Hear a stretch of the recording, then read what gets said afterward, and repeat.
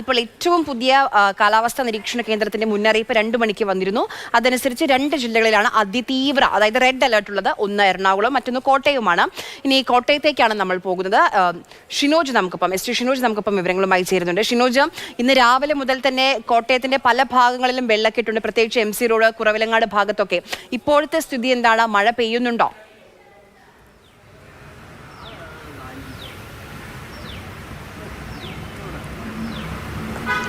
ആര്യ, പ്രത്യേകിച്ച് കിഴക്കൻ മേഖലകൾ, മലയോര മേഖലകളിലാണ് ഇപ്പോൾ നിലവിൽ മഴ ഏറ്റവും ശക്തമായി പെയ്തുകൊണ്ടിരിക്കുന്നത്. പ്രത്യേകിച്ച് പാല, ഈരാറ്റുപേട്ട, പൂഞ്ഞാറ്, അതുപോലെ തന്നെ കാഞ്ഞിരപ്പള്ളി ഉൾപ്പെടെയുള്ള മേഖലകളിലാണ് മഴ നിലവിൽ ഇപ്പോൾ ശക്തമായി പെയ്തുകൊണ്ടിരിക്കുന്നത്. മറ്റ് പ്രദേശങ്ങളിൽ, അതായത് താഴ്ന്ന പ്രദേശങ്ങൾ, അതുപോലെ തന്നെ നഗരമേഖലകളിലൊക്കെ തന്നെ മഴയുടെ തീവ്രത കുറഞ്ഞിട്ടുണ്ട്. അതേസമയം ഈ രാവിലെ പെയ്ത മഴ വലിയ രീതിയിലുള്ള മഴയായിരുന്നു. രാവിലെ 7 മണി മുതൽ ഒരു 10 വരെ പെയ്തുകൊണ്ടിരുന്നത്.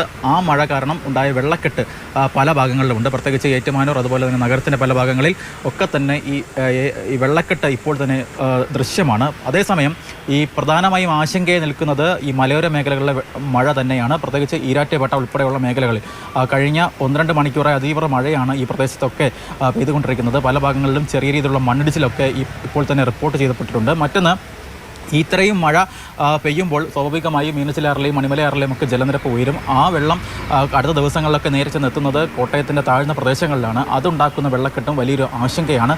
അതുകൊണ്ട് തന്നെ ഇങ്ങനത്തെ രീതിയിലുള്ള മഴ ഇപ്പോൾ ഈ മലയോര മേഖലകളിൽ പെയ്യുന്ന മഴ ഇതുപോലെ തന്നെ തുടർന്നാൽ അത് വരുന്ന ദിവസങ്ങളിൽ കോട്ടയത്തിൻ്റെ താഴ്ന്ന പ്രദേശങ്ങളിൽ ഉണ്ടാക്കുന്ന വെള്ളക്കെട്ട് വളരെ വലുതായിരിക്കും.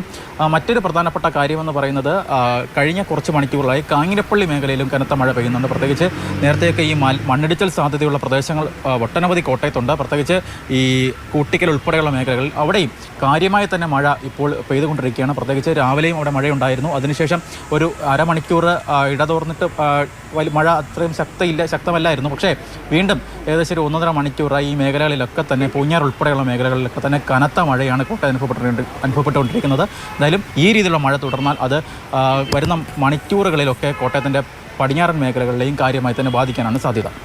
ശരി, ഷിനോജ് പറയുന്നത് ഇപ്പോൾ കോട്ടയത്തെ സംബന്ധിച്ച് ഇപ്പോൾ നല്ല മഴയുള്ളത് മലയോര മേഖലയിലാണ്. അപ്പോൾ മലയോര മേഖലയിലാണ് നല്ല രീതിയിലുള്ള ജാഗ്രത വേണ്ടത്.